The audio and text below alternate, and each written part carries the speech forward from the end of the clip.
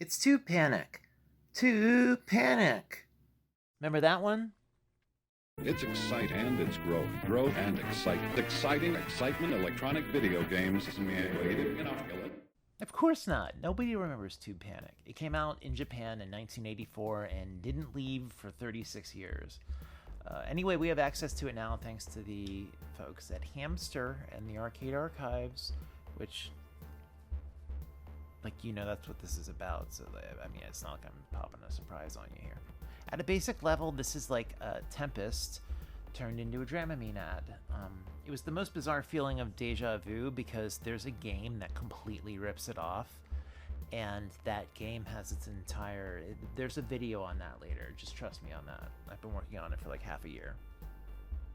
Anyway, I have about 3 hours worth of Tube Panic footage, and the Elgato doesn't seem to want to capture it well. Either it doesn't want to stay in 720 or 1080p, or the frame rate drops like crazy, or, I tried rendering it to MP4s, some other formats, hardware rendering, software rendering. No matter what, all the footage turned out shitty, so you'll have to put up with it. Creatively speaking, I have a long history of putting decades of effort into something that turns out like pocket lint, so it's fine. And I would borrow some footage, but as people I know and people who have played Tube Panic, that Venn diagram is Mercury and Pluto in terms of distance. So another Nichibutsu release. It was developed by a company called Fujitech. What do we know about Fujitech? Jack fucking shit. They made Tube Panic, period, and a paragraph. The game consists of your ship, which stays in place as you rotate the tube around it.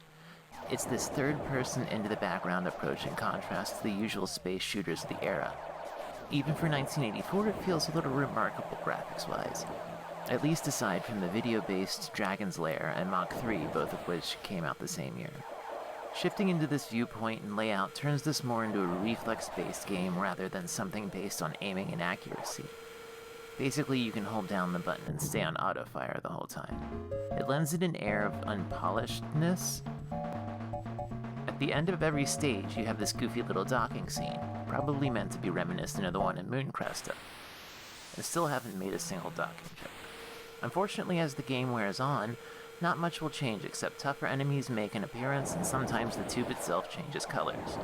It ends up keeping the game in that very specific arcade-only category where once you bring it home, you kind of see everything instead of only what you see from quarter to quarter. This absolutely requires context, because for the time it came out it was bonkers, but thrown in the same ball pit with all the stuff by Namco and Konami and on, it feels a little lacking. Again, this sounds like I'm dunking on it, but I'm sure it'll be an easy distraction at a party until someone barfs. 2 years earlier, Nichibutsu put out Radial, a game which never saw the light of day anywhere outside of Japan until recently, maybe because you play as a sentient tire. At first glance, I thought this was Galaga meets Monaco GP, so that's a swing. Unfortunately, it's not that simple. Fortunately, this is some 1 in a million crap, and I'm beginning to think that's the name of the game if you're talking Nichibutsu. Released 28 years before the movie Rubber, Radial is another Nichibutsu joint that never left Japan. This seems to be developed in-house, but I'd love someone to prove me wrong, because this thing is pretty wild for 1982.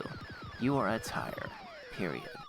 You have 3 moves at your disposal, moving in 8 directions, jumping, which you'll be doing a lot, and shooting a twin beam laser, just like a real tire.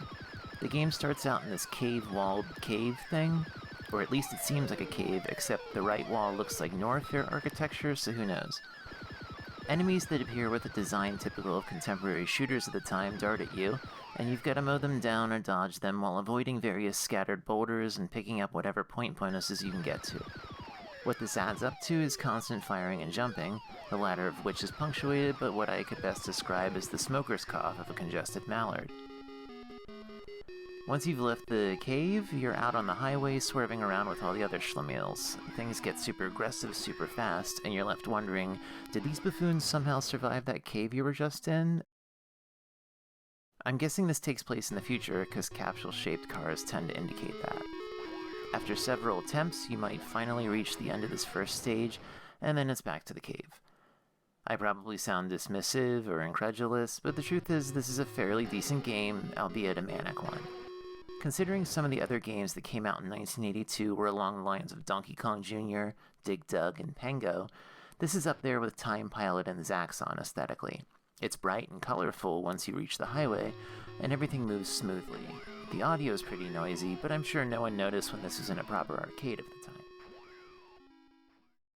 So, I know these hidden gems... Well... Is gems the word? They don't reach the heights of Crazy Climber and Mooncresta as far as, like, influence and fun and... I mean, I don't know. Golly. It's a coin flip. Some days a game is really good and not fun. Some days a game is shit and it's so amazing. Hamster should be lauded for digging up these two. Hopefully the Nichibutsu archival material doesn't stop coming.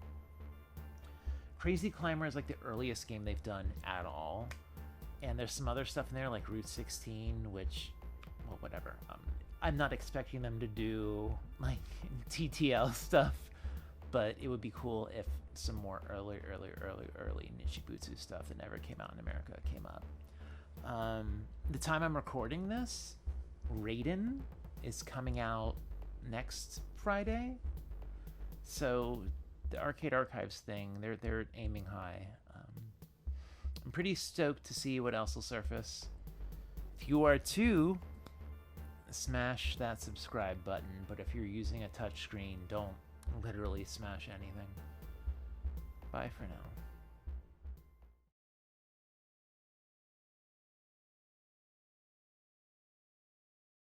Anyway,